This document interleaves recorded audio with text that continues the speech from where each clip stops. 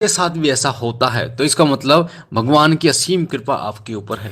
जरूरी नहीं है कि वो व्यक्ति जो पूजा पाठ करता हो उसी के ऊपर भगवान की कृपा होती है। भगवान की कृपा कई प्रकार से आपके ऊपर होती है। एक आप पूजा पाठ करते हैं, एक आप जब जीव जंतुओं की सेवा करते हैं, और एक पिछले जन्म में आपने अगर भगवान की भक्ति की है तो भी आप पर भगवान की कृपा होती है।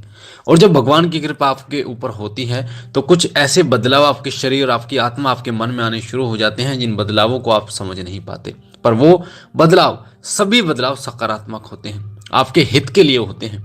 और इन बदलावों के कारण आपका पूरा जीवन बदल जाता है, आपके जीवन से दुख नष्ट हो जाते हैं और आप अध्यात्म की तरफ, उन्नति की तरफ आगे बढ़ते चले जाते हैं। आप अपने खाते में पुण्यों को अर्जित करते चले जाते हैं और ऐसा समय होता है जिस समय आप भगवान के बहुत निकट पहुंच जाते हैं। तो वो संकेत अगर आपको मिलते हैं तो आपका व्यवहार इस प्रकार से बदल जाता है। तो आज मैं आपको बताने जा रहा हूं कि भगवान की कृपा के वो संकेत जो आपके व्यवहार को पूरी तरीके से बदल जाते हैं। अगर आपको भी ये संकेत मिले तो आपको भी ऐसा लगे कि आपका व्यवहार इस प्रकार बदल रहा है, तो इसका मतलब भगवान की कृपा आपके ऊपर है। इसका मतलब भगवान आपके बहुत निकट है। इसका मतलब वो चाहते हैं कि आप अध्यात्म की तरफ आगे बढ़ें। मैं आपको बता दूं कि बिना उनके आज्ञा के आप ना तो कुछ कर सकते ना हम कुछ कर सकते हैं। आप, कई लोग कहते हैं कि मैं भगत हूँ, मैं सेवक हूँ, मैं भगवान के बहुत करीब। मैं आपको बता दूं भगवान खुद अपने सेवक को चुनते हैं, अपने भगत को चुनते हैं। जब तक वो ना चाहें जब तक आप उनके निकट नहीं जा सकते। जब तक वो ना चाहें आप भजन नहीं कर सकते। जब तक वो ना चाहें तो आप मंदिर नहीं जा सकते। जब तक वो ना चाहें आप उनका नाम नहीं ले सकते। तो उन्हीं की कृपा होती है, जिस कृपा के बल पे आप अपने आप को ये कह पाते हैं कि मैं ये कर रहा हूँ। तो आइए शुरू करते हैं। मैं आपको बता दूं आपका व्यवहार जब बदलता है तो किस प्रकार आप जान सकते हैं कि आपके ऊपर भगवान की कृपा है। सबसे पहला जो संकेत होता है जो आपके व्यवहार को बदलता है, जो भगवान आपको देते हैं, वो होता है कि जब भगवान की कृपा आपके ऊपर होती है तो आपको पूजा पाठ से जुड़ी चीज़ें जो है वो बहुत अच्छी लगनी शुरू हो जाती हैं। भगवान से जुड़ी जो चीज़ें हैं वो अच्छी लगनी शुरू हो जाती हैं। जैसे आपको भजन सुनना, मंदिर जाना, हनुमान चालीसा का पाठ करना, कावड़ लाने का आपका मन करना, नवरात्रों में माता की चौकी लगाना या व्रत करना, इस प्रकार से आपके मन में भाव उत्पन्न होने शुरू हो जाते हैं और आपको भगवान से जुड़ी चीज़ें अच्छी लगनी शुरू हो जाती है।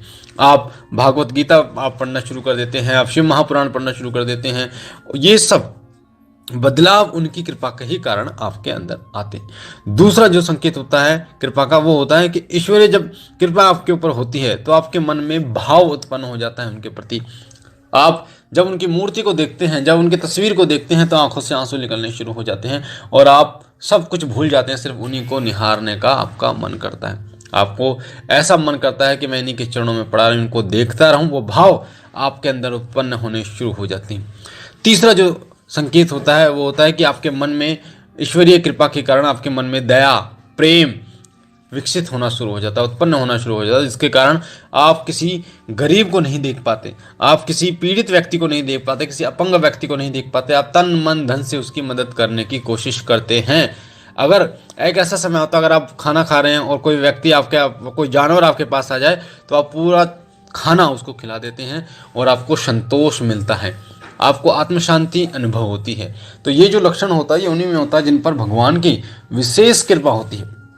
ये गुण भगवान की कृपा से ही उत्पन्न आपके अंदर होते हैं। चौथा जो संकेत होता है वो होता है कि सपने में आपको भगवान के दर्शन होने शुरू हो जाते हैं, बार बार आपको सपने में दर्शन होते हैं।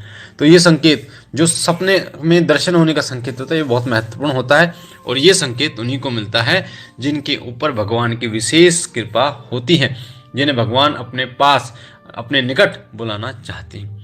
पांचवा संकेत होता है कि ऐसा मन करता है आपको कि आप पूजा करते रहें। आप पूजा कर रहे हैं तो आपको ऐसा मन करता है कि आप पूजा करते रहें, करते रहें, करते रहें। आप समय का कोई पाबंदी नहीं होती, 1 घंटा हो जाता है, 2 घंटे हो जाते हैं, पर आपको इससे कोई फर्क नहीं पड़ता। तो ये जो संकेत होता है ये संकेत ईश्वरीय कृपा का ही संकेत होता है, जो बताता है कि आपके ऊपर ईश्वरीय कृपा है और उनकी कृपा के कारण ही ये संकेत आपको मिलते हैं। साथ में अगला जो संकेत हो, छठा संकेत, वो है कि आप गलत लोग, गलत काम गलत चीज़ों को बर्दाश्त नहीं कर पाते, इनसे आप नफरत करना शुरू कर देते हैं। जो व्यक्ति झूठ बोलते हैं, जो लोग चुगली करते हैं, आप उनसे दूर रहना पसंद करते हैं। आपको अकेलापन अच्छा लगता है। आप अकेलेपन में मन में मंथन करना शुरू कर देते हैं। मैं कौन हूँ, मैं इस धरती पे मेरे आने का क्या कारण है, क्या मुझे अब करना चाहिए, मेरा उद्देश्य क्या है। आप इन चीज़ों के बारे में सोचना शुरू कर देते हैं। अध्यात्म से जुड़े हुए अनेकों सवाल आपके मन में उत्पन्न होने शुरू हो जाते हैं और धीरे धीरे उन सवालों के जवाब ढूंढने के लिए आप अध्यात्म में आगे बढ़ते चले जाते हैं। सातवां जो संकेत होता है वो होता है ईश्वरीय कृपा का, कि आपको भजन कीर्तन सुनना बहुत अच्छा लगता है, बहुत अच्छा। और ऐसा मन करता है कि भजन सुनते रहें, या फिर कोई कीर्तन है, आपको ऐसा मन करता है कि उस कीर्तन को सुनते रहो, वहाँ से उठने का मन आपको नहीं करता। ये सातवां संकेत होता है जो ईश्वरीय कृपा का ही एक संकेत होता है, क्योंकि वो ध्वनि, वो जो मधुर गान, वो मधुर नाम आपके चरणों, आपके मन में, आपकी आत्मा में इतना बस चुका होता है कि जब वो सुनते हैं तो आपके जो रोंगटे खड़े हो जाते हैं। आपका मन जो है वो प्रफुल्लित हो उठता है। आपके मन में हर्षोल्लास के जो नगाड़े हैं वो बजने शुरू हो जाते हैं और आपका ऐसा मन करता है कि उनके नाम का स्मरण करता रहूं। तो वो जो रसपान है, उनके नाम का जो रसपान है, आप उसका पान करना शुरू कर देते हैं। तो ये संकेत भी उनके ही ईश्वरीय कृपा का ही एक संकेत होता है।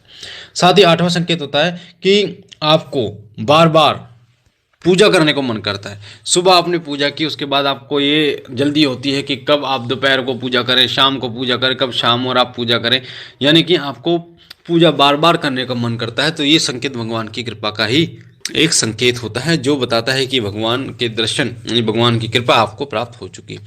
साथ ही नौवां संकेत होता है कि विशेष वार, कोई एक विशेष वार होता है, जैसे भगवान शिव का सोमवार होता है, मंगलवार हनुमान जी का वार है, बुधवार भगवान गणेश का। तो एक उनके जब विशेष वार आता है तो आपका मन में अलग सा ही एक आनंद रहता है, आप अलग से ही खुश रहते हैं, आपका मन हर्षोल्लास से भरा रहता है। आपको भी नहीं पता होता ऐसा क्यों होना, पर उनका जो विशेष दिन होता है उस दिन में आप बहुत खुश रहते हैं अंदर से। तो ये संकेत भगवान की कृपा का ही संकेत होता है, बताता है कि भगवान की कृपा आपके ऊपर है, भगवान की कृपा, विशेष कृपा आपके ऊपर है। और जो 10वां संकेत होता है, जो लास्ट का संकेत होता है, वो होता है कि आपको गुस्सा नहीं आता, चाहकर भी आप गुस्सा नहीं कर पाते। आपको पता नहीं क्या होता है, आप चाहकर भी गुस्सा नहीं कर पाते, उस गुस्से की आग को आप चाहकर भी बाहर नहीं निकाल पाते, क्योंकि ईश्वरीय कृपा ऐसी होती है कि आपको गुस्सा नहीं आता। गुस्सा उन्हीं व्यक्तियों को आता है जिन पर ईश्वरीय कृपा नहीं होती, और वो भी बेवजूल ही गुस्सा आता है। कई बार ऐसा भी होता है कि गलत चीज़ों को आप नहीं बर्दाश्त कर पाते, तो उन लोगों से आप हट जाते हैं, दूरियां बना लेते हैं। तो ये संकेत ईश्वरीय कृपा का ही एक संकेत होता है। तो अगर आपको ये संकेत मिलते हैं तो इसका मतलब भगवान की कृपा आपके ऊपर है। भगवान चाहते हैं कि आप आगे बढ़ें, अध्यात्म की तरफ आगे बढ़ें। तो इस कृपा को आप व्यर्थ ना जाने दें। भगवान के नाम पर आप सेवा पूजा शुरू करें और आप अपने लक्ष्य को पाने की कोशिश करें कि आप इस दुनिया में क्यों आए। जितना हो पाए समाज कल्याण की भावना रखते हुए समाज कल्याण करें, ताकि आप समाज कल्याण कर ईश्वरीय कृपा प्राप्त कर सकें। मुझे आशा है ये जानकारी आपको पसंद आई होगी। पहली बार चैनल पे हैं तो चैनल को लाइक कीजिए, शेयर कीजिए, कमेंट में ओम नमः शिवाय जरूर लिखिए। और बाबा भोलेनाथ की असीम कृपा आपके ऊपर बनी रहे, आप सदा खुश रहें। हम मिलते हैं एक नई जानकारी के साथ, तब तक के लिए ओम नमः शिवाय, ओम नमः शिवाय, ओम नमः शिवाय।